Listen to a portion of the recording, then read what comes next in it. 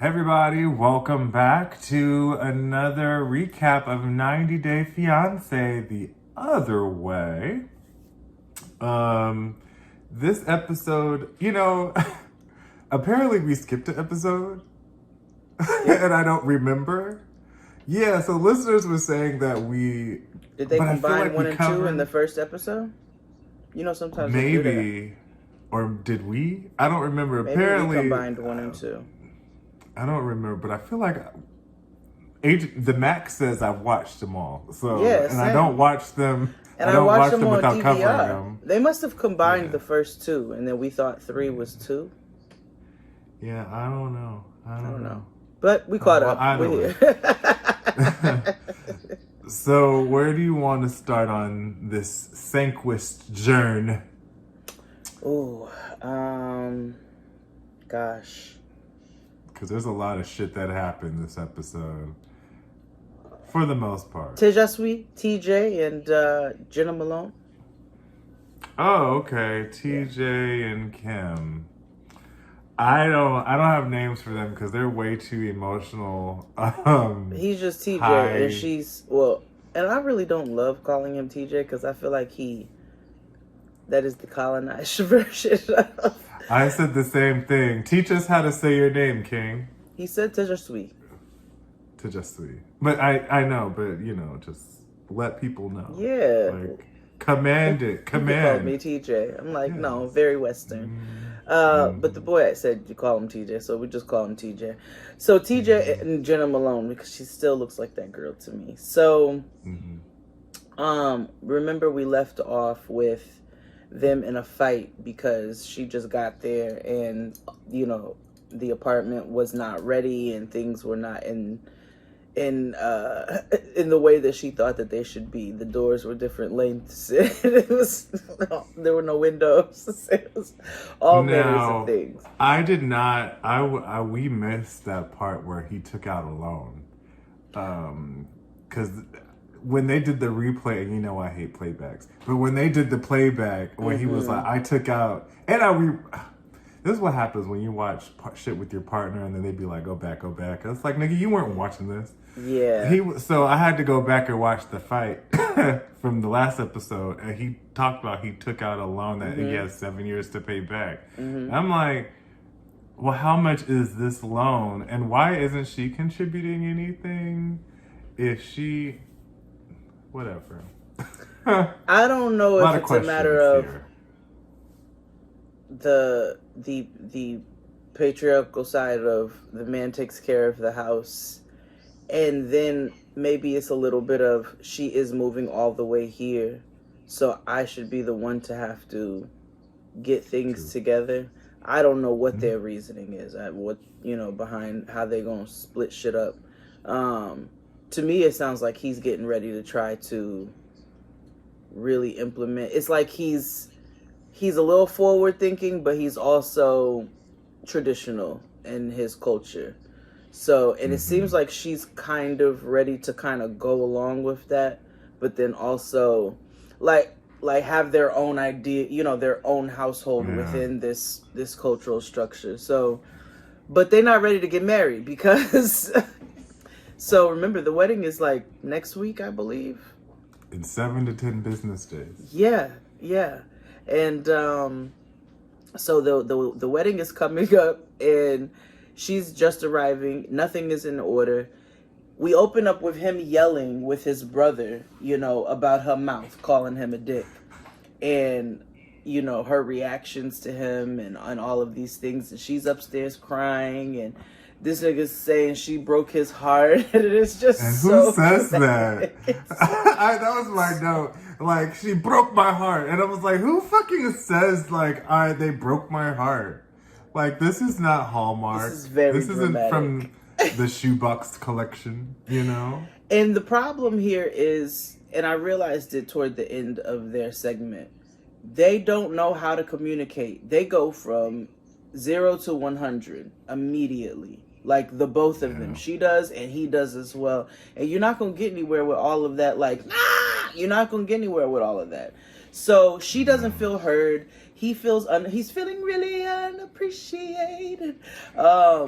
He And his starts brother crying. was like, fuck that bitch. His brother's putting a battery in his back. He's like, because I watched everything he did, and this nigga put lots and lots of money up in this crib, and he has been putting time and effort and energy, and she wants toilet paper, which is also valid. Like, it's just the communication is not quite where it needs to be. So they don't sleep together that night. He texts her and invites her to come sleep with himself, his brother, and his mother in the bed. She declines. And the next day, she says, I'm going to clear the energy. She's saging with her Pikachu onesie, and he's, downstairs making her 2 bananas and a mango. So he's like, you choose your happiness. You choose what your destiny is going to be for the day. If you want the happiness, then you can have the happiness. If you want the day to be bad, then the day is going to be bad. So I'm choosing to have the happiness today. So he takes her 2 bananas and a mango. And he's like, so she's journaling. She's not ready to communicate. But he's trying. It escalates extremely quickly. Yes. Take it away, XD. So, and the problem is he has like a permanent smile on his face. So everything is just like, hi, sweetie, how are you? And she's just like darting eyes, right? Also, culturally, they have a movement that they do when they talk that's like, I'm not being phobic, but there's a movement, if you notice, with the head, and it just kind of makes everything like, but jolly, it's just that's the natural like way that go, it's almost like a gesturing. Yeah, no, I've noticed that too, because I noticed that with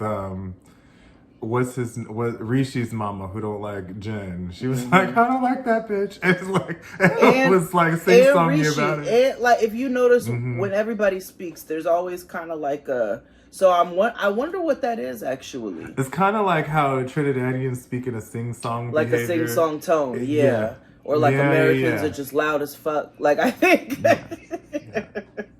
It's just their way. I never realized how loud we were. Maybe because all the other cultures I've always been surrounded by have been diasporic cultures. So Nigerians is loud, Caribbeans is loud. So but it wasn't until brown people are loud. We are loud, right? Like, I'm like, Latinos are loud. Like, yes, mi gente Latino. Mi gente Latino. But I never thought of quiet cultures until very recently, when I went to Europe, or actually a little before that, when I was talking to Whitney's partner, and he was like, "Yeah, y'all are loud." I was like, "Damn, are we? Yeah, we are." So maybe it just kind of falls in that same line of things. Yeah. So like you said, it gets real spicy because she's like, you just can't come up here and act like nothing happened. We're going to talk about it. I don't like the way you're talking to me. And he was like, well, you were cursing at me. So they go on this whole semantic debate if dick is a curse word or not. And she's like, this is who I am. This is how I talk. And he's like, you're not going to be calling me my genitalia. You as a woman don't have the right to do. Yeah. And then she jumps out the deep end and was like, well, your culture is sexist. And then, so I had to do some research because we paused. Because he said some shit. He dropped a bar. And I didn't know his mama dropped a bar or something, and I couldn't really, and I'm like, I don't know what this means. So I quote, "Look at her acting like a sheik from Dubai." And I was like, wait, who said that? Did I miss that? Who said that? Yeah. I think it was his mama or her brother. That sounds like something his brother would say. Yeah, I was like, that's like they call her the nigger. Like, you know what I mean? Like I was trying to figure out what the connotation is. So from what I learned is that the Sikh community and the Indian community do not get along. So I did not know that. Yes, and I don't know where everything falls in line because let me join in. When I went on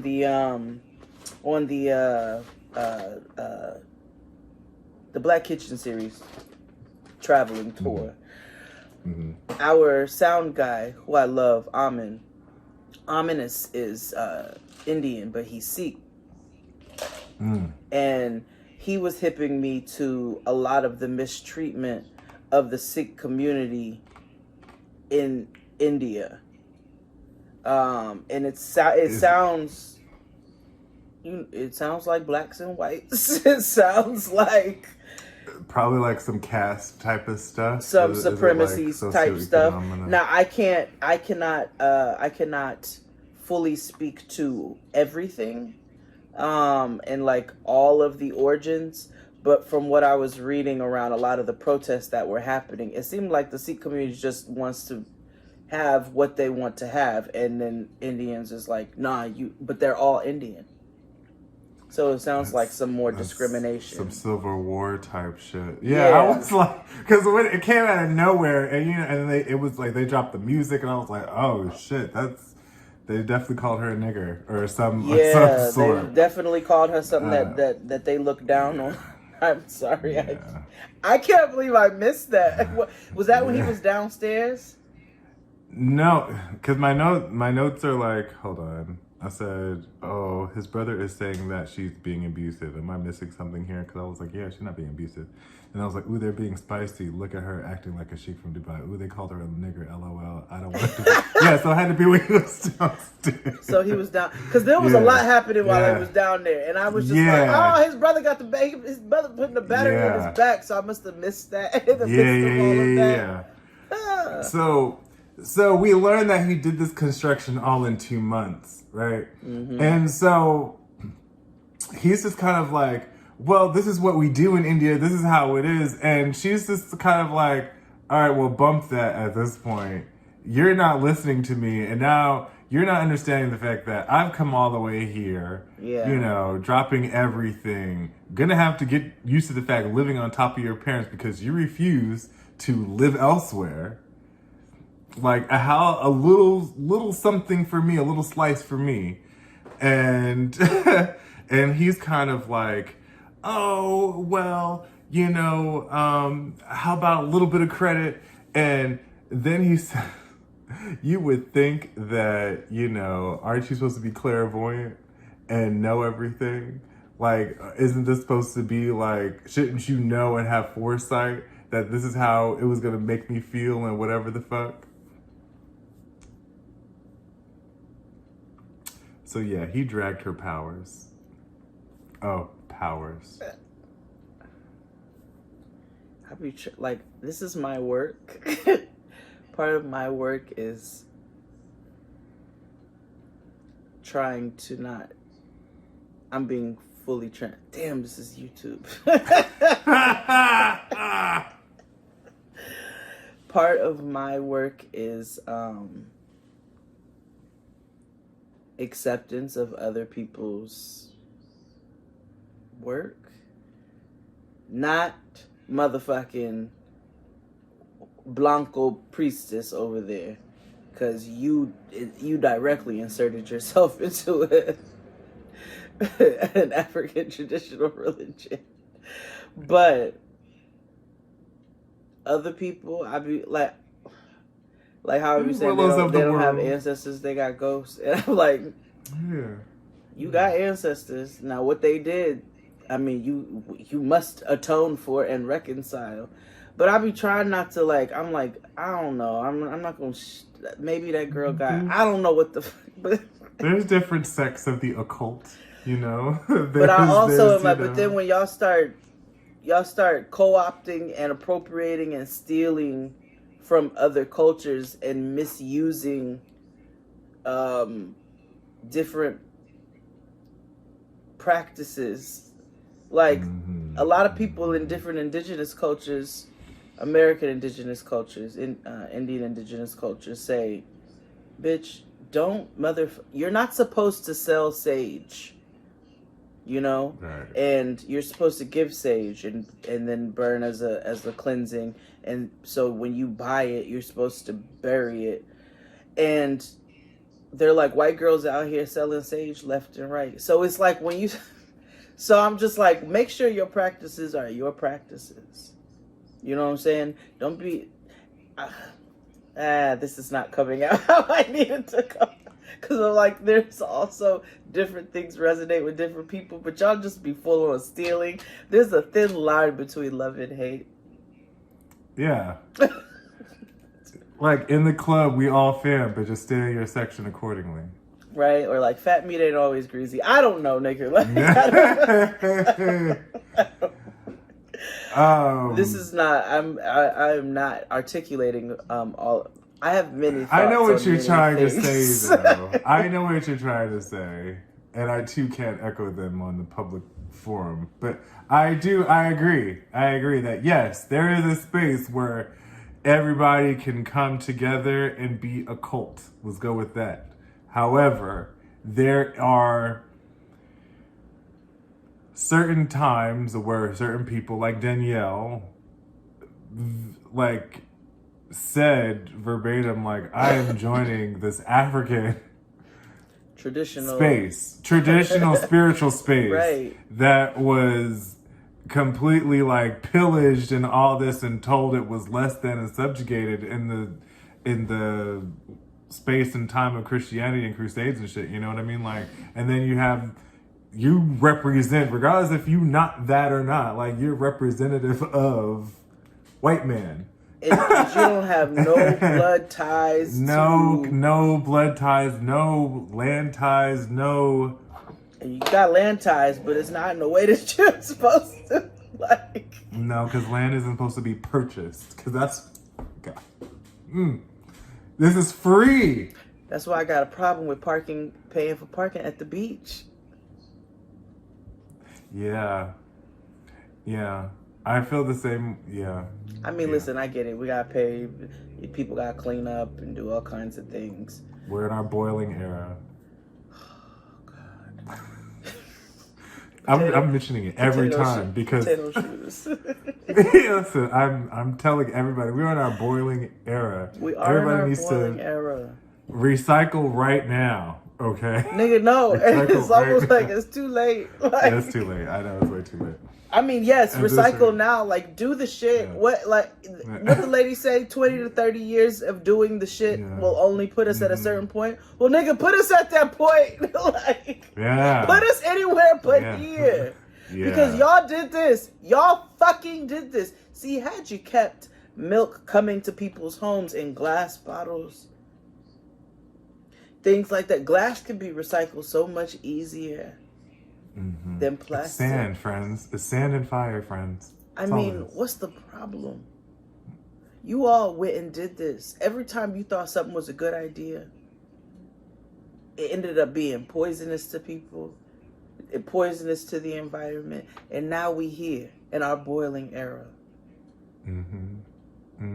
Too hot for the orcas to be swimming. Fish is dying in the sea. That's so wild. Like, the ocean is heating up. Like, turtles are taking back the night. Like, it's all kinds of things happening. Well, that's why they talk about why sharks attack. Because they hot. Niggas fight when it's hot. If we fight when it's hot, what makes you think the Captain Finding Nemo wouldn't? That's what I'm saying. They're hot, and also they're like, leave us alone. Because y'all keep coming down here, and we don't ask you to come down here now. You already did that shit on land. You traveled around and you stole countries. You're not coming down to still see. This is our home. This is our country. Yeah. 12 years ocean. I'm saying, they saying no. Period. Anyway, that was them. Yeah, they're not ready to get married, but we'll see what happens. No. Let's go with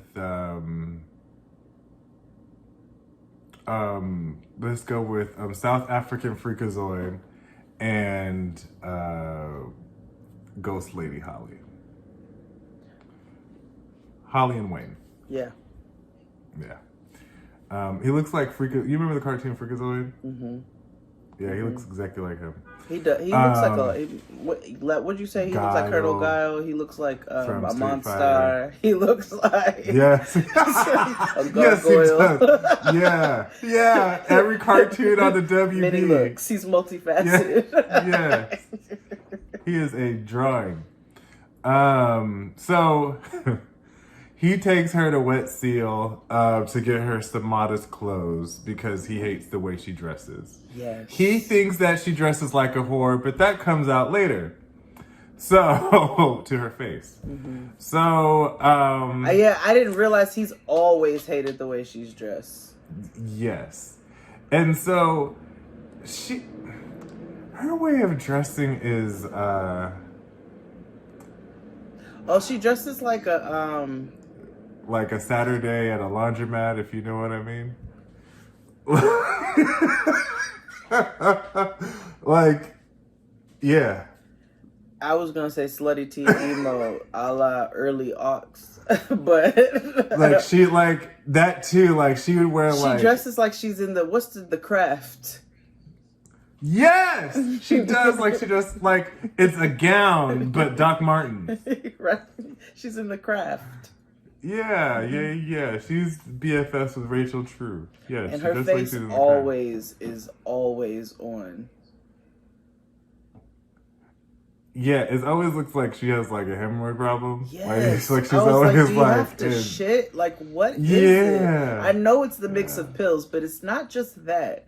It's like it's blank, but it's worried, but it's like constipated. It's a lot of things happening. Yeah, exactly. So, now my question was, how did she get away with wearing that in Utah? So like, Utah is like a conservative big Mormon place. Country. Yeah, and she wears, like, I guess she would consider it revealing things, but in my head I'm like, it's fucking hot. Like, who gives a shit? But and it's clothes. If she wanted to walk around titties first, who gives a fuck? Like, it's not her responsibility to control man's thoughts and actions. It's so not. Anywho. No, it's not. But I also want, like, yes to all of that completely. And also, I was like, her clothes ain't, like, they're not that crazy. No. They just tacky. That's the only problem. Because I was like, if you taking her shopping to get new threads because you just hate the way she dresses because it's ugly, that's a completely different thing. And I fully support King. And sometimes it's inappropriate for the season. But yeah. Yeah. And like, this is just you. This is his internal problem. Like, this absolutely. is his thing. Absolutely. So she talks about moving away to a country. And it's something that Nicole brought up last season, AI, about when you move to a country and you tend to give up your identity to fit in or whatever. And somehow clothing is one way to keep your identity. Like, keep you being you, right? So they're trying on things, and Guile is just like, nope, ugly, lace, she'll look like a slut, blah, blah, blah. And her mama's like, wait a minute, that's cute. Like, hold on. And a lot of it was just, none of it was... And her mother's supposed to be the conservative one, too. Right. She's supposed to be the shit. Which, I have a question. Is chaperoning... Because... Is chaperoning just to ensure that they don't touch each other before marriage? Oh, yeah. Because in my head, if it was a chaperone, she should have slapped him in the face. I think like, it's nigga, just, what the fuck are you talking to about? Ensure niggas don't get freaky. Religion is so weird. Yeah, it is. Because we'll get to that in another couple. Yeah. So he's like, pulling shit off the rack, and he's telling her like, well, I just don't, this is for your safety because people are going to walk around thinking like you're a prostitute, and, this is just for you, and I just don't want people gawking and looking at you that way. And she's like, I understand safety, but you have to say that I dressed like a hooker and shit. Like, that's some evil, mean shit to say. Right. Like, all you gotta do is adopt the spirit of Lucille Bogan and say the only thing I'm selling is barbecue. Like, cannot wait. Can't wait. I'm not spoiling it now, but that's going to be episode. That should be next week's episode, because next week's episode is the anniversary of hip hop. Date wise, that's the date of DJ Kool Herc's party. Okay. 11. So so the original Lil' Kim, got it. Let's go. Yeah. So, you know, after he called her an OnlyFan, she went and started crying in the dressing room, because he's like, "No, I didn't mean it. And she's like, "Don't talk to me," and that was them. Yeah, he called her a hooker, and she was upset about it. And I mean, I just didn't understand. None of. She just gives me. She needs to live in her mother's house for the rest of her life. Like, I don't see her making great choices in partners, or being able to completely survive and thrive on her own. And he needs therapy. She need to be around somewhere where she can get a case manager. Okay, she needs a caseworker. Okay, it just never needs to be like solo time. She need somebody to check in on her. Yeah, make sure she's taking the cocktails, and you know, and her mom damn sure don't. She don't need to leave her in South Africa. And make sure she makes her bed and showers and eats. You know, she needs that type of care and attention. Mm-hmm. But like, not this. But she can still go out to like the coffee shops and stuff. Yeah. Her life doesn't have to stop. She just don't need this. Yeah, exactly. No. That was them. Let's move on to Hot Gay Dads. Oh, gosh. Let's get that out the way. Yeah. This was really emotionally draining. And I'm actually proud of Armando. Babe, I am more and more of a fan of the both of them. I was very proud of Kitty too. Every episode. Like, I sincerely like them. I want them to win. I want them to prosper. And I really respect the way that they communicate and handle one another, their loved ones. Like, I'm a fan. So we find out that Hannah has the same setup that many of us did when she goes to stay with the abuelos in the summertime. Yeah, you go down south for the summer. Big mood. Definitely used to do that. So, and Armando's mom is coming to visit them. She's gonna come visit them, and then she's gonna take Hannah back, for a little while in the summertime. So, Armando's having a little bit of change of heart. As it pertains to moving to Mexico City. He's starting to adjust to the idea. But Kenny is actually a little hesitant that Armando's mother is going to set them back when she comes, because he's starting to actually like warm up to the idea. So we start off with healthy conversation, number one. They're in the car en route to go pick Armando's mother up from the airport. Queen Hannah is very excited. And Kenny announces that he's going to be blunt with Armando. He brings up Armando's initial relationship with his family and how they weren't necessarily in such a good place for him to be considering them so much in this particular move. And he has his own family to focus on, and so forth and so on. Armando identifies Kenny's American way of thinking as it pertains to kids leaving the house at 18 and being adults and just being on your own. And he's like, culturally, we work a little bit differently than that. And I just really, in that moment, I was like, I love how Kenny was like, hey, I'm about to state something in a way that may or may not get to you, but let me do. I just really love how they talk to one another. So, yeah, I agreed. everybody thinks that conversations and relationships, not everybody, but a lot of people think that when there's a sense of disagreement, it needs to be some argument, like, throw you through a window type of shit. No, like, you can have healthy discussions and you don't have to mince your words, but you could also be, you don't have to, like, you don't have to be like, fuck you, clear, but you can be respectful, yes. Direct. Like, there are, and I think they are a wonderful example, and calm. And I think they're a wonderful example because you're not heard when you're in that state. You know what I mean? Like, nobody, as we saw with TJ and Jenna Malone, they can't get neither one of them can hear one another because they won't stop to allow themselves to listen to the other person and calmly and effectively communicate how they're feeling. These two are the complete opposite of that. They're very intentional about the way that they communicate with one another. So they pick up Armando's mom from the airport. She's nervous off rip. She was like, we find out the last time she was in Mexico City, somebody stuck their whole hand in her purse. And she was like, never again. I ain't never coming back to this bitch again. It's a very white woman. She holding on to her purse. They act like the cartel was on every corner. Child. I was like, all right, guys. They're like, cartel, robbers, beggars, thieves. Yeah. So they go out to eat.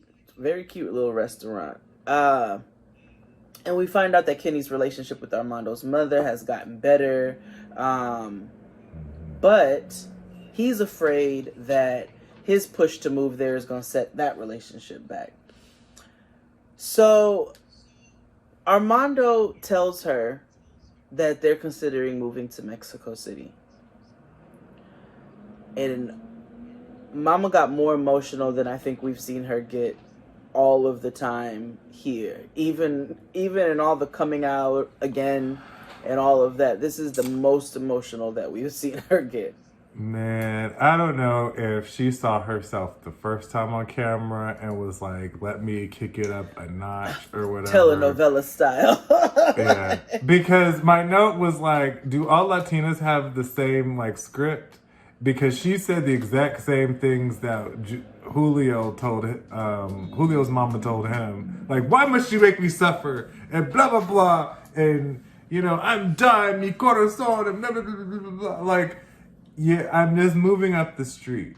Like, or not, well, for them, it is the ways. However, I'm not dying. Right, girl. Like, I'm just going. But it is cultural. It's cultural. Yeah. Because I was like, this reminds me of when I told my mother I was moving to New York. What she said?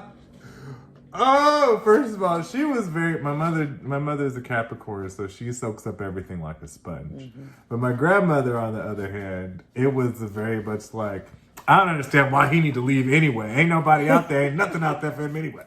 I love when they get mad about your personal decisions. So bad.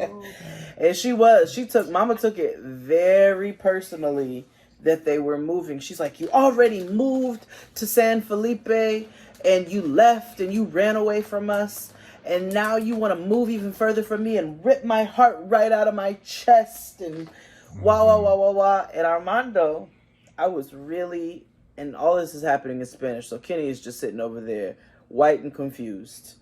Mm-hmm. And Hannah, I thought it was also, I know not all conversations are for children. But I do think that we also grew up in an era where there weren't enough conversations happening with us as well. Weren't the right conversations that were happening. Mm-hmm. And I feel like this was a conversation Hannah should have been present for, because she got to see the honest, vulnerable side of her father and what he's dealt with. She got to see her father in a different light. It's something different about watching your parents interact with their parents too. And I felt like this is going to be a moment that's going to help shape her later in the future for how, not only how she's growing up is already going to take a big toll on that, but I think even being able to witness such in-depth conversations such as this one, and the hurt and the truth of how her father communicated his own hurt and what he needed to his parents, that's going to do something even more so for their relationship. So she's present for that as well. But he calls his mother out. He calls her out. He's like, so listen, I left San Felipe because y'all didn't give me a choice but to leave San Felipe because of your lack of support for who I am as a person in my sexuality. And she had revisionist history. She's like, yeah, we didn't kick you out the crib. Like, we didn't tell you to go. We didn't tell you we hated you. So I'm sorry you remember it like that. And he stood very firm and communicated very effectively. And was like, no, you all pushed me out because you did not acknowledge who I was. You first wanted me to deny that. You told me this is not who I am. You didn't support me in who I was. You didn't say I support you. You didn't say I love you. These were the things that I needed, and you didn't do those things. And so therefore I didn't feel like I had a choice but to exit stage left. And this particular move is not tied to that. I now have a family to consider. I have a husband. I have a partner who I need to consider. It's not just about what I want, and it don't have nothing to do with you. And I thought that was great. Yeah, I agree. You're not gonna guilt trip me. No. You know? And he said he was not going to allow her to play the victim. He was like, I don't like her playing this victim role. And Kenny, Kenny wanted to be supportive, but he was just like, I didn't know what was happening, so I could just do a sit there. He was tearing up because he felt the emotion in the room. Absolutely. And the fact that he couldn't help his partner. Yeah. I also didn't like, what I did not like what his mother said was, you keep following this man around. Yes. Like this was all Kenny's doing. And now I'm all for blaming a white man for shit, but Absolutely. This was not. But Kenny moved his white ass to Mexico. To Mexico. Exactly. And is joined in and didn't do it in a love after lockup way where it's like, whatever is best for me and not my kids. He was like, my kids are grown. Everybody's good. It's time for me to focus on my life. And he went to a place where he does not speak the language. Now, granted, Noah's on a 30-day streak with her Duolingo. Kenny, you too. Noah's also 10 and he's also 60. 70. Right. But he did make the effort to move there. And he is not... I also appreciated he did not white man his way into that conversation and try to insert himself. He allowed them their space to get out what needed to get out. And when he felt an appropriate break was when he was like, are you okay? Just to check in on his partner. But he didn't insert himself the way, y'all be doing. Because y'all be doing that. Exactly.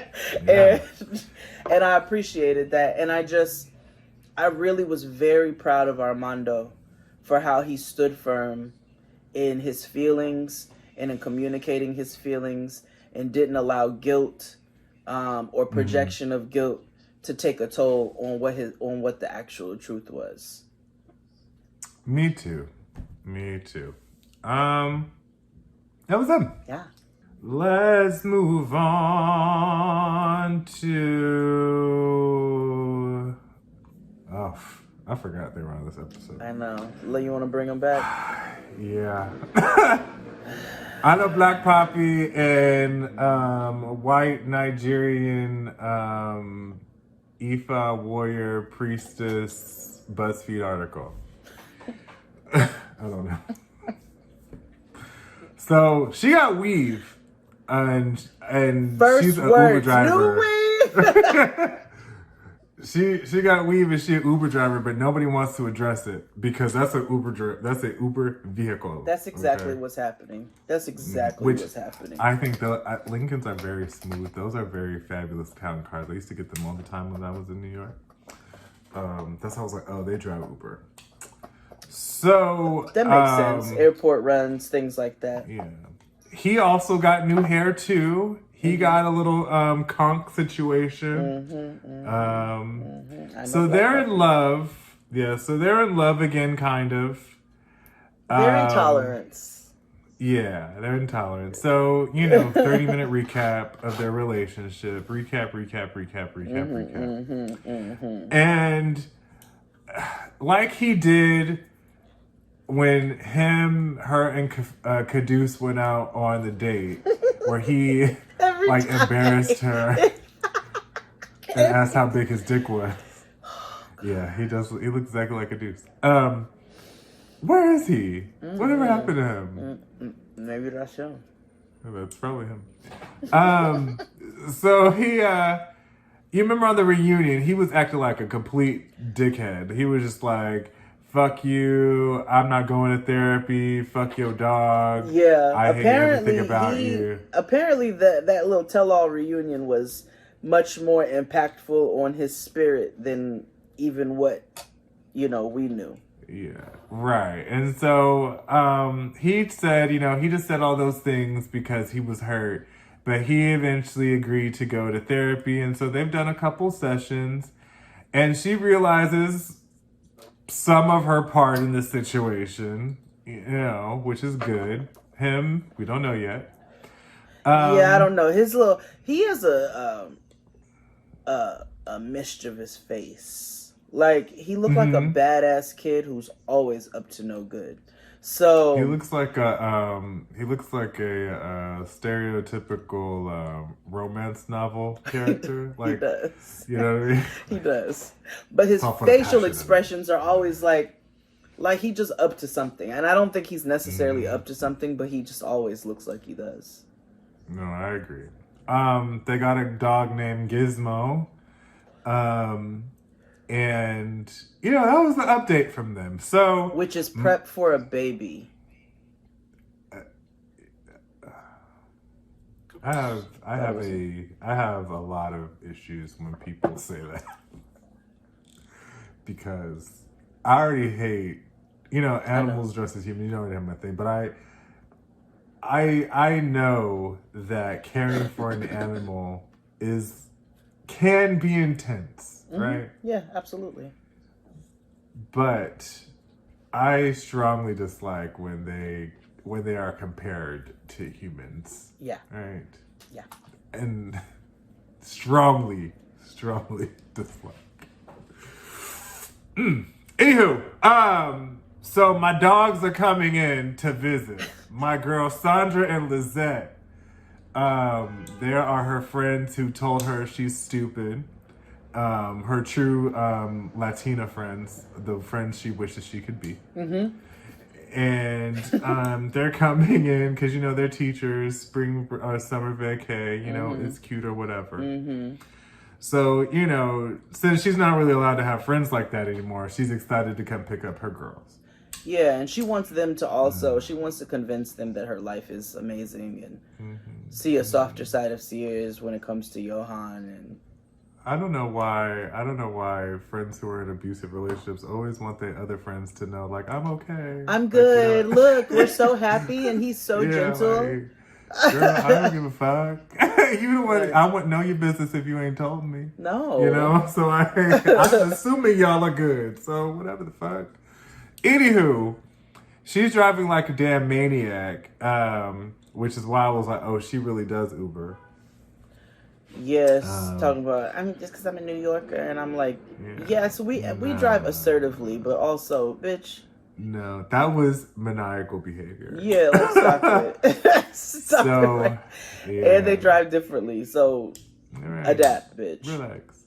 So we come back to, there's a lot of updates with them. We learned that he not working. Yes, now I forgot he was a personal trainer initially, because that's how they met. I guess I didn't think about that job anymore when they started talking about the butcher shit. But he apparently quit the personal training job to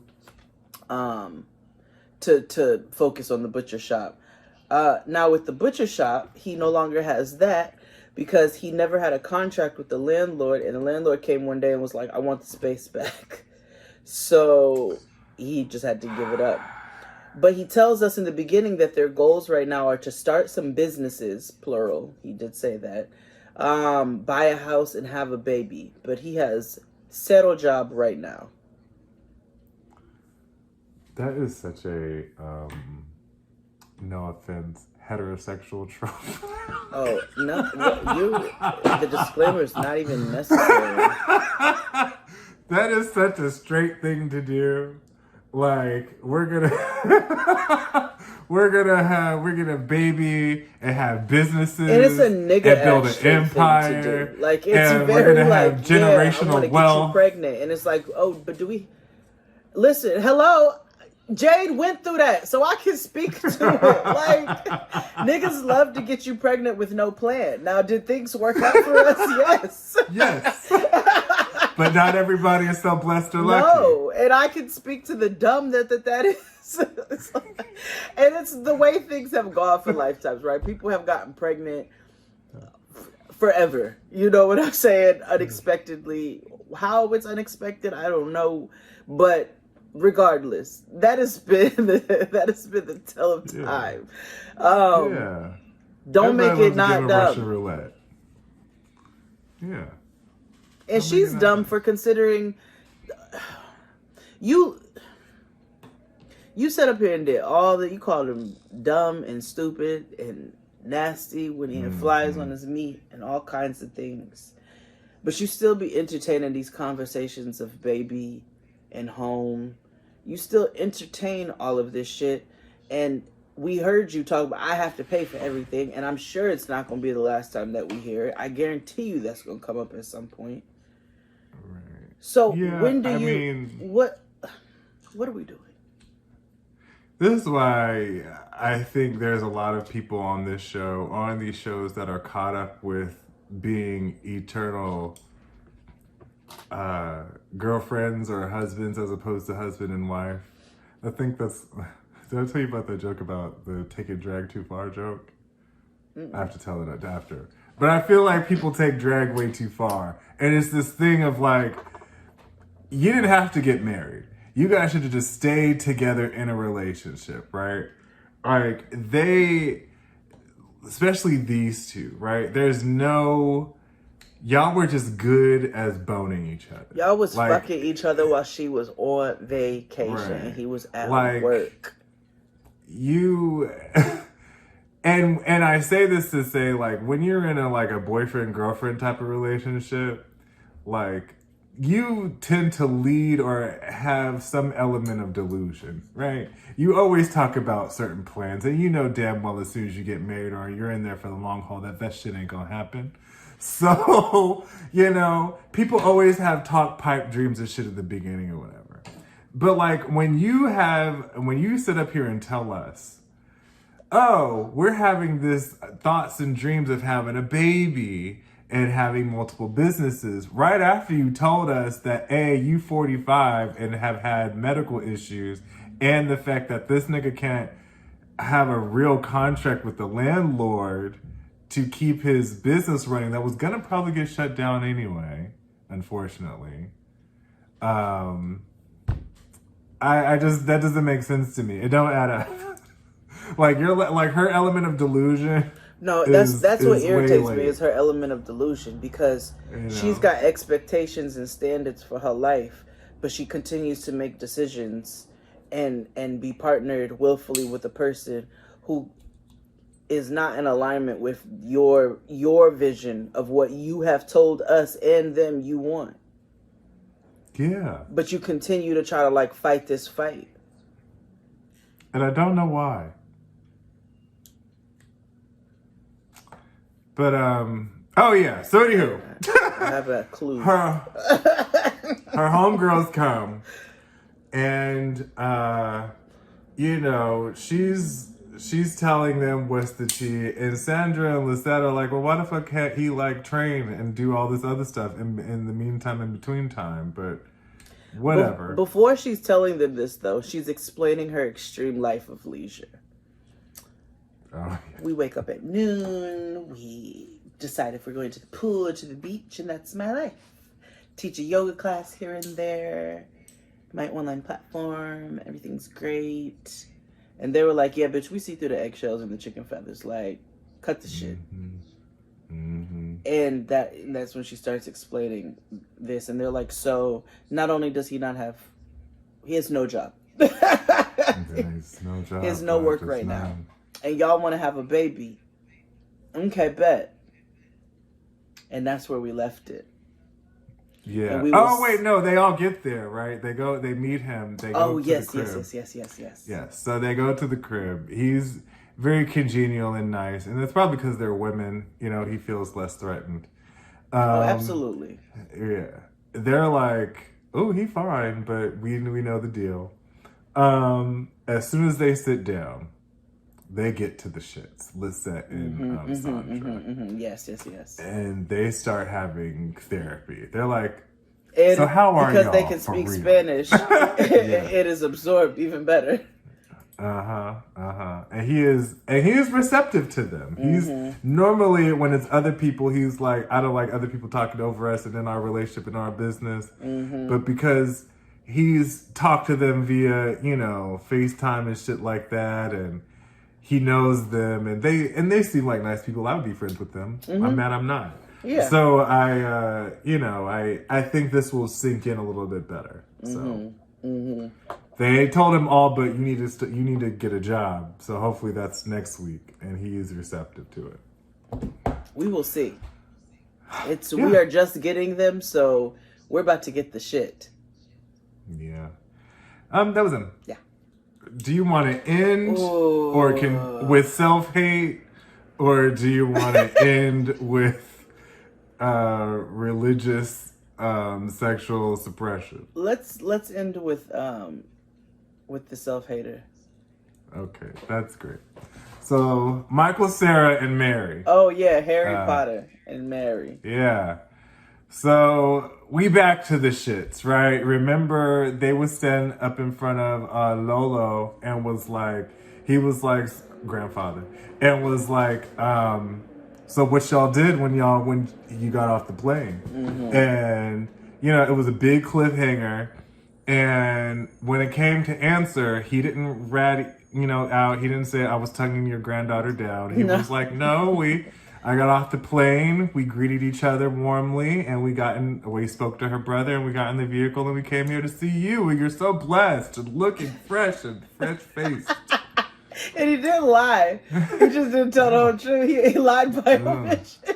Yeah. Because when he said, we saw each other, and we were so happy. They cut to the brother, like... I was wondering if the brother was gonna snitch, but he didn't.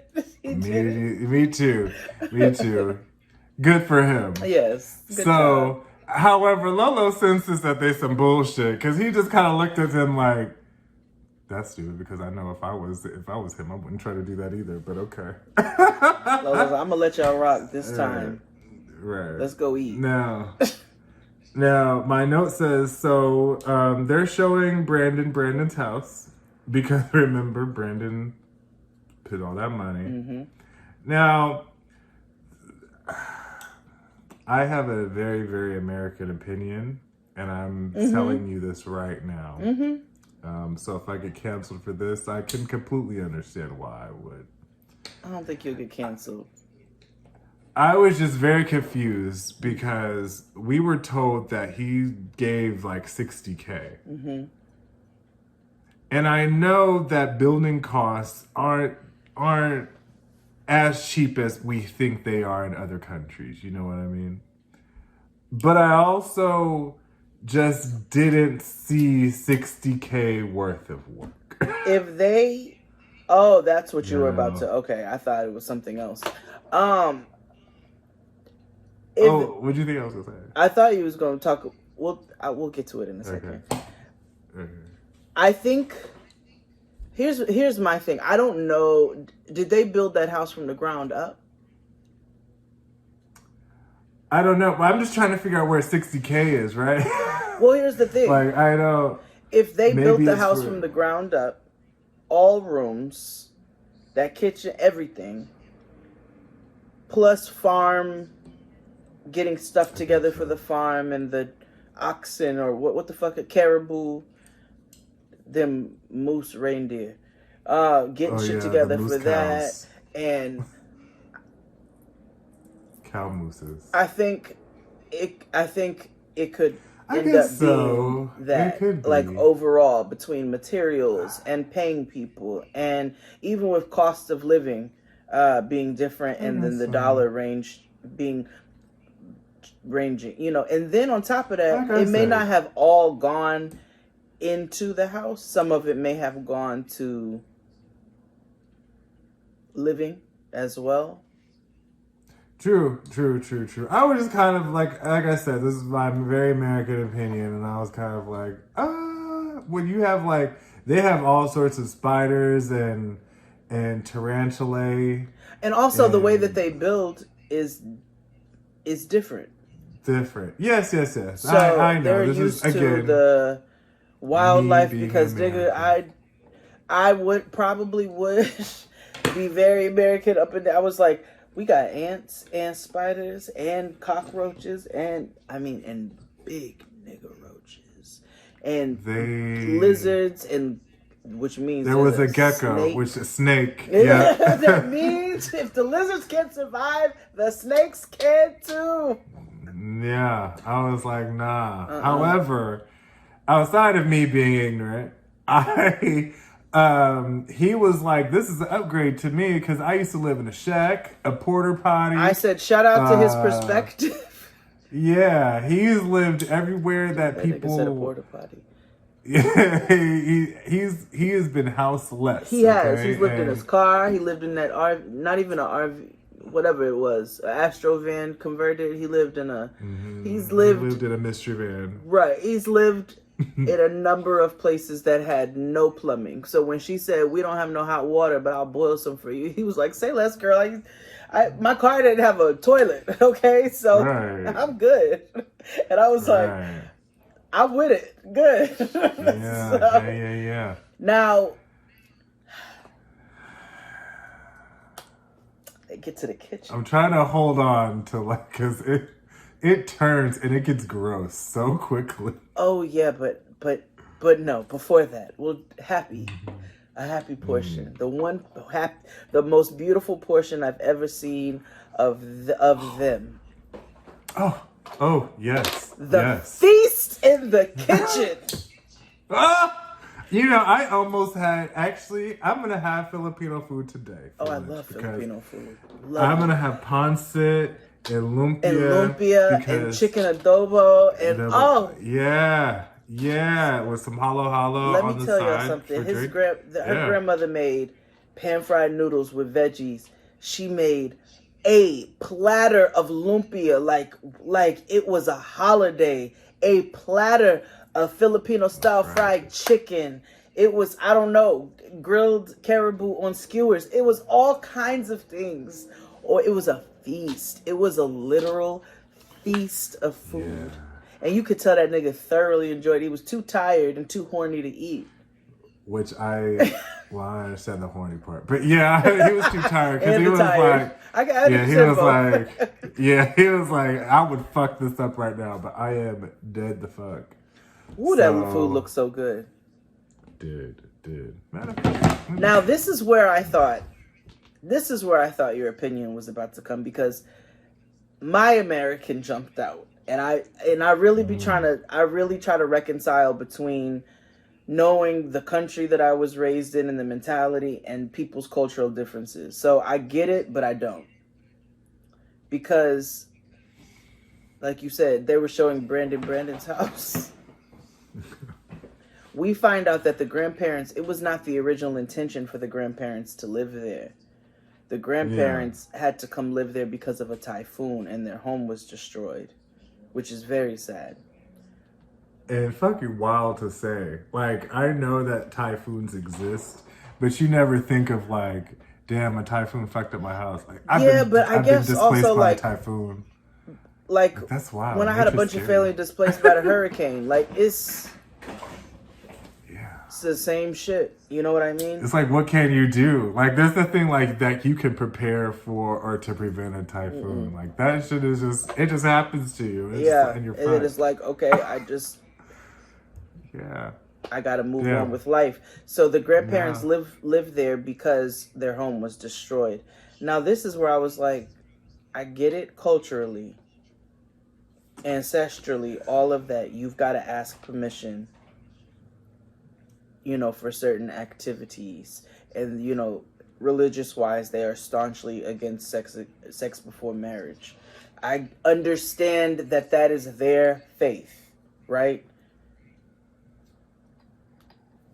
Howsoever, the American was like, so if I paid for all this shit and did all this shit, I gotta ask you for permission to get a piece of coochie. I just came over here for a piece of burger. Yeah. So now, obviously, this is Mary's choice. This is Mary's decision to do this.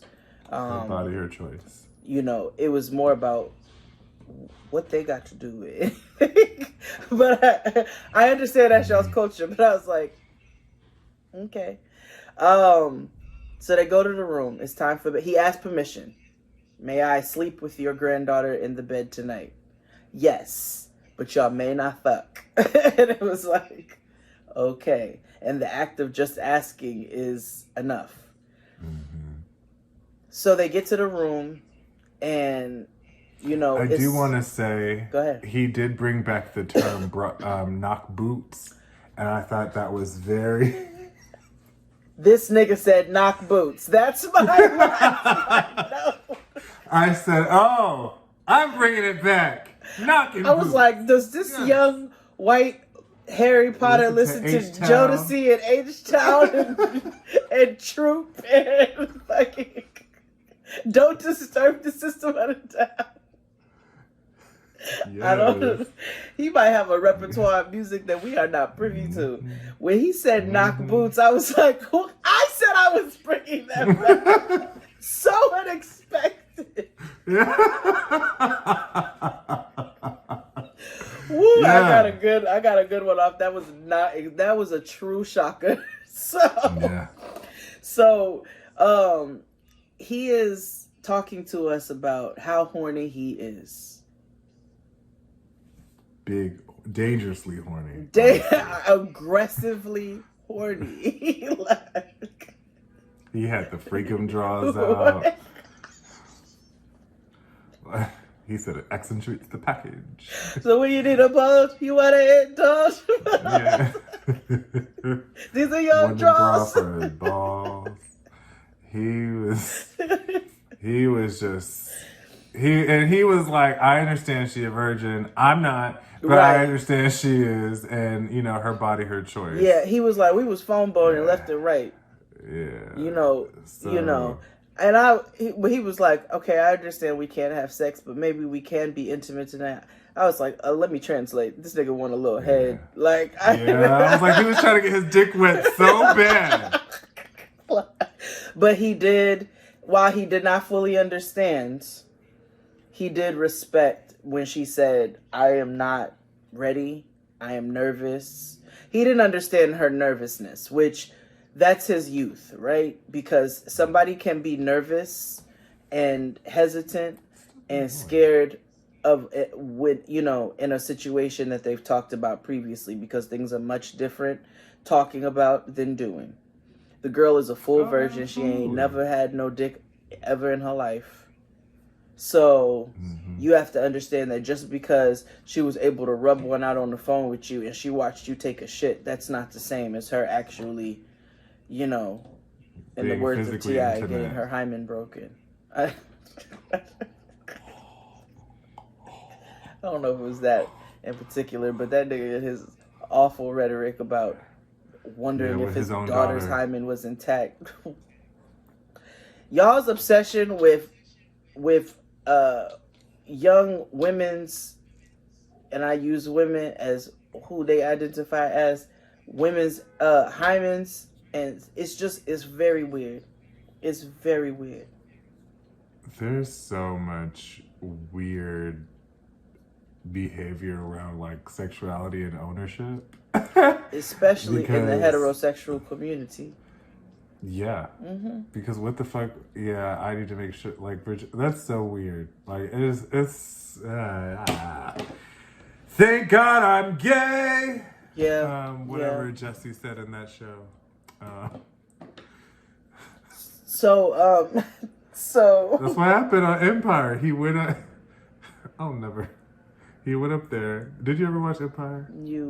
No, I did. So let me tell you what happened. So I only assumed there's that's one what you scene. were talking about. So there's one scene, or there's one episode where they talk about him coming out, or Terrence Howard finding out that he was gay.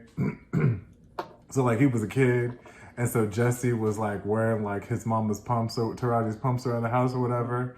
So so out of being homophobic, Terrence Howard threw the pumps in the trash along with him. So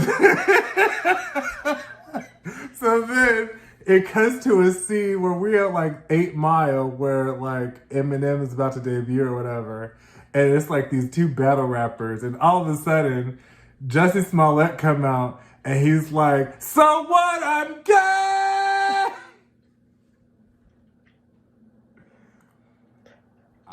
kid you not, this happened, and it was the funniest thing. So many thoughts are going through my mind right now.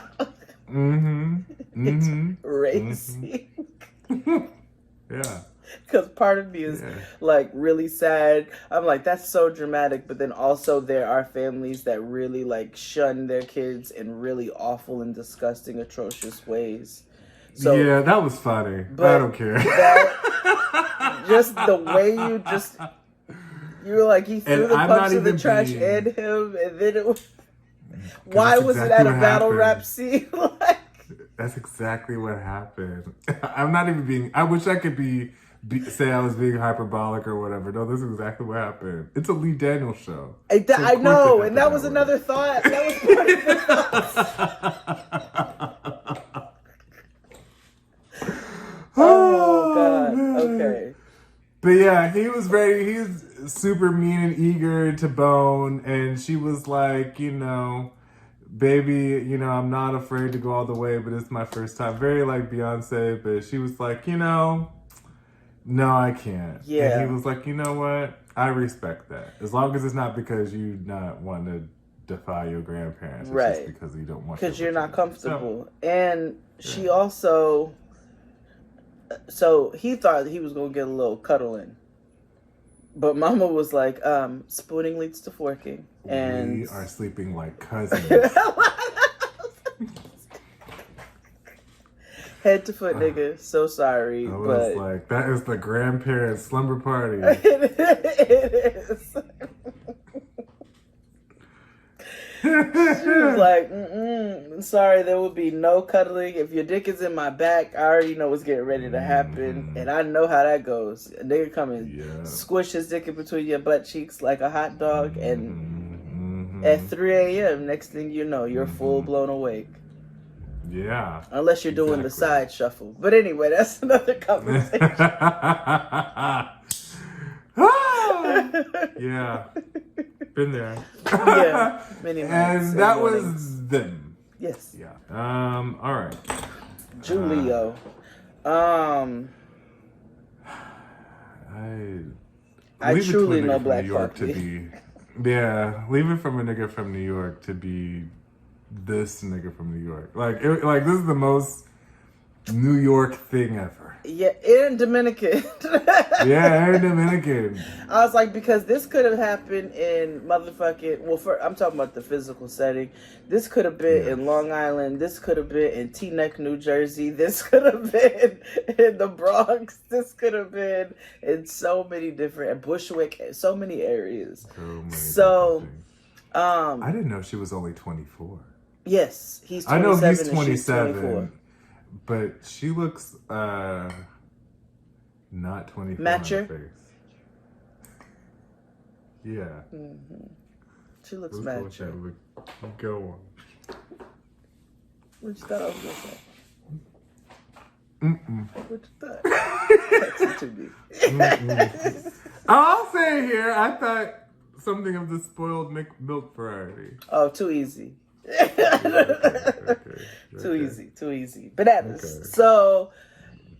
So yes, Dutch Brooke Shields. she's meeting his extended family for the first time today. Remember, she just had that very dramatic first meeting with his mother where he dropped the explosive that he is going to be moving to the fucking Netherlands in 3 months.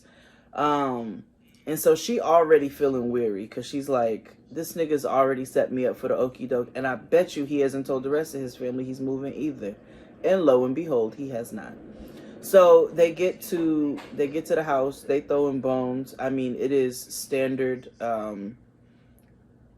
Negro activity of the diaspora. I wrote diasporic activity. Yeah. It's dominoes, it's food, it's niggas in somebody's yard and or stoop and or whatever your roof, whatever your place may be. So on the way there, he's telling her he wants her to be more outgoing when she meets his family. But that's not really her nature. She's like, I'm not stuck up, but I'm laid back and I'm not really, and I've never ever, it was interesting the way she put it. I've never had anybody ask me to not be myself. I was like, you've definitely never been to America. I was like, that's what Barbie was all about. She's like, I never asked nobody's ever asked me to not be myself before. And he's assuring her, I love yourself, but I just want you to be, my family's outgoing, so I just want you to match that energy. And that's not fair. That's not fair to do to people. Yeah. I'm not talking about you when y'all bring your snooty ass motherfucking girlfriends, cousins, everybody, when they bring their snooty ass girlfriends and them bitches don't speak or know, like, at that point, I'm not asking you to jump in and rah-rah with us, but bitch, open your mouth and say hello and introduce yourself. Yeah, exactly. Not like I had to. So I hadn't, when I first met Chris's folks, I hadn't met the fam of somebody I was dating in a very long time. So I knew I was like, I'm going to have to check my Monica from Girlfriends at the Door demeanor sometimes. Yeah. What does Mama XD say? You have a tonality issue. Yeah, I have a tonality issue. And so I mean, I was a hit. Like me and his mama were spades partners in one. And spades in Chicago is a very, very serious thing. It's serious. Spades and Bill is serious. But I understand, like, being thrown in the fire of like me being an introvert too, and having like a bunch of loud family around, like that's hard, and sometimes you're not trying to be the stuck up person, right? It's just kind of like a defense type of thing, and also that a social anxiety, but that's the thing. There's also a difference between that and somebody just being a more calmer energy person. Yeah. You know what I mean? Somebody, if that is their natural demeanor, then you say to your family, ahead of time, such and such is shy and they're quiet, or they're like, do a little bit of help out a little bit, do a little bit of mitigating. Yes, it would work if he actually liked her and then told his family that he was in a relationship. It would work if he was actually an honest person, but clearly he's not on any side of things. No, he's not. Not even with his homeboy. No. So, nope. Oh, I also forgot. Remember when he was showing her that bullet hole before they left his house? I would have said hell not to America right then. What? She's like, and that's where we also have to step outside of ourselves and be like, yeah, this shit is crazy. She was like, there is no world in my country where anybody would ever have a bullet hole in their house and be worried while they're cooking dinner that they might get shot. Absolutely the fuck not. I will never live here. My note says, he's showing her where a bullet went through the side of his crib. Now she all nervous and anti-American. I know. Right. It is like he wants to do that. That nigga hates. Yeah. That nigga hates everything he is. But he hates crazy. Everything that he is. Because I was thinking about my sister. My sister lives in the lower 9th ward, and had a bullet hole in the roof of her car. No. Has had to put my nieces in the bathtub when niggas are shooting outside, and it's just crazier than it should be. So yeah, I don't know, but I laughed. I'm not gonna lie. When that happened, I was like, not you in this whole story. But I know why they threw that in there too, because they wanted to heighten this like disdain that she has, where she's like, absolutely fuck not. I do not want to move there. And production had him throw that in there. It could have been him too. He is self-hating. So they get there, and the family straight out the gate asking her questions, and of course he did not tell them that he's moving. So he drops the news on them very casually, which was very unfair. And they start presenting other ideas. Well, why are you moving there? Wouldn't it be fair for her to come here for? You was with her for 2 months. Oh, you was there for 2 months living together. Okay, bet. Well, why don't she come here for 2 months, and then y'all make a real fair assessment? And it's like, that's not. You don't do that to people. You don't do that to people. You don't do that to people. Don't insert yourself in a way where it's you're getting ready to disrupt somebody else's relationship, and you don't do that unless that person is potentially in harm. But they inserted themselves, and then this nigga went right along with it. Oh, well, that ain't a bad idea, actually. It's not a bad idea. And now she's confused and thrown for a loop, because it's like, nigga, now you just threw out all our plans and work that we've done to build up to this moment, all just because you have no spine and you don't know how to tell your family no. So, and it don't even seem like you even talk to regularly like that. So that's another thing. Well, it did seem like they were kind of close, but also this nigga has lied to everybody. He told his cousin the same time he told his mother about her. His cousin was like, yeah, 3 weeks ago. And they get in his ass. I will say that they got in his ass because they don't know anything about her. And they were like, what are you doing? And she still feels hidden and thrown off. And it's just not good. It is clear that he has been dishonest around the board. So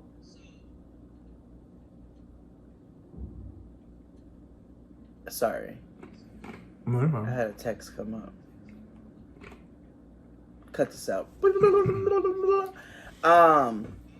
So at this point, she's irritated with him. Like, they've had the meeting with the family. She's not with it. She don't like it. And they're going to a party. So he's like, oh, it's going to be different. It's not going to be as much pressure as family. It's Halloween as well. And we've got more matching couples costumes. And they're both devils. He's some sort of weird hockey devil with some kind of logo. And yeah, I don't know what that was. And she is sexy devil. Your standard Halloween costume, something on it, but make it sexy. So they go to. Did you catch when he called her a bad bee? No. He said, when she came out with her little dress and stuff, he goes, who's this bad bee? He said bee or bitch? He said like bee. Well, maybe she don't like being called a bitch. They come up with something else, but why would you say that? Maybe, maybe like dick is a trigger, maybe bitch is a trigger for her. Like, you know what I mean? Like, so call her a baddie. Who is this bad Who's bee? this bad bee? So take your kid's pop ass off. Now I died when she was like, I'm having an awful time on this trip so far. Yeah, I was like, oh, she hates everything about this trip, this nigga, New York. she's like, I hate everything, but I'm hoping tonight's gonna be good because once again, not really realizing Halloween is not big over there. She was like, a couple people do it, but it ain't really a thing like that like it is in America. And our media, which obviously is all over the place, has shown kids having Halloween parties. You know, everything is Halloween is elevated because it is part of capitalism. But they have Halloween candy on sale now, and it is August 3rd. They just won't let us be great. They just won't let us be great. So so they're going to this party, and you know, she's like, all right, maybe this will be fun because I've had a terrible time since I've been here. And they go and they meet some of his friends, and then they meet his BFF, Fiancé, who we met initially. And we find out that Fiancé is the very first person to ever know about her. He was the person who took Julio to the airport to go see her. He knows the most out of everybody that we've met thus far. What? They make it seem like it's like a historical thing. Like he was the first person to know. He was the first person. Well, it is historical because this nigga has lied to everybody across the board for all of this time. True. 'Tis true. Very true. Just by omission. Yeah. So, go ahead. No, you take it. Go ahead. So, Fiancé and them, so they go off. He's like, I'm hyped for my bestie and my girl to meet and to talk for real. Let's go have a beer. So they go chill, and Fiancé's like, okay, you know, he really, you know, this nigga really loves you. Like, I've known about you all this time. Like, that's a big thing. Yeah. How do you feel while y'all, you know, are here spending time together? It's very different in person. You know, how are you going to handle arguments when you guys are, you know, full-blown living together for the first time? Have you considered living separately when he first moves there to get adjusted to one another and to date from that aspect?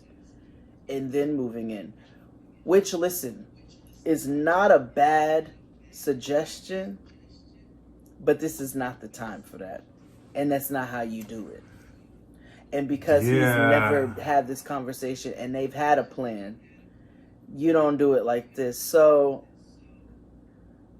oh boy is like, Julio, oh yeah, that's a good idea. Well, I never thought about that before. Well, what you think about that? Well, and going along with it, this nigga has not only no spine, he has no toes. This nigga does not know how to stand in his own decision making. And you blow the wind at this nigga and he will possibly follow you. Like, he's changed the life plan within 8 minutes of this episode, like twice. Yeah. Yeah, and to her, within a day. Yeah. So I can imagine how over it she is. She probably was going to break up with him regardless after she realized the fact that, like, you keep hiding me. Like, you were hiding a girlfriend. And that's why was that my note? You are hiding your girlfriend. And here's the thing. It's not wrong. It's not wrong for anybody to handle things how they want to handle them. But it's not wrong for somebody to want to consider other opinions and perspectives, right? Like, there's nothing wrong with saying, I didn't have that perspective before. We wouldn't get other perspective if we did not intermingle with people with different ones. So there's nothing wrong with you getting different perspectives and then figuring out what you want to do with those. But the problem is, you have decided to hide her for the past 3 weeks ago, he told everybody. So for the past year, you have hid this girl. And so now you're getting all the perspectives thrown at you at one time. And some of them actually sound good to you. You were living two lives before. You were her boyfriend over here, visiting her. Her family knows who you are. Her friends know who you are. You're going to move over there. You don't want to live in America no more. You want to bleach your skin. You have zero desire to be black. Like, all of those things. And then over here, woo, DJ, party, we living a good life. Yeah, I'm traveling, I'm whoop-de-woo. And niggas don't know that you are full-blown setting up a whole life over here. And this girl over here don't know that you have not told anybody about the life that you're setting up over here. And so now you're getting the perspectives that you could have had all this time. But you decided to be dishonest. And now she feels shaky about where their relationship stands because she's watched him be the biggest fish out of water, flip-flopping all over the place for the last 24 hours. She's like, I don't like this side. I don't like who this nigga is. I don't like who he's become. If I'm good at then she's like, we still gonna fuck when and he's like, oh yeah. She's like, oh, okay, so I'm good enough for ass 5 days a week, but then you're going to go back to your apartment. Get the... Right. She was like, what's the point of you moving there if we're not going to live together? Like, there's no... Or what's even the point of us being together if we're not going to live together? Like, that's not... No. And, like you said, don't bring that shit up now. And two, no. Like, it's that now just is shows not to me the you don't have time. an original thought. Yeah, you don't have an original thought. You're trying to appease these people. And what you need to because do you don't is wanna take hurt anybody. everything that you're hearing, take how you feel. What he should have done was done all of that, been able to process and meditate on it for a little bit. And then once he comes to whatever that decision is that makes sense for him, then have a conversation after taking some time to actually think about it. But every time somebody blow the wind at you, you follow it. Yes, that's a great idea. Oh, this is a great idea. That's a great idea too. I wouldn't want to be with nobody who's that damn shaky either. So we'll see what happens. She's starting to feel a change of heart. She's seeing a whole different side of this nigga now that she's in his own country. And she hates the country, which doesn't help. I mean, same. But that was them this week. Yes, that was another episode of The Other Way. Ooh, we're getting a build up this season so far. Yeah, I'm thoroughly excited. So until next time, bye.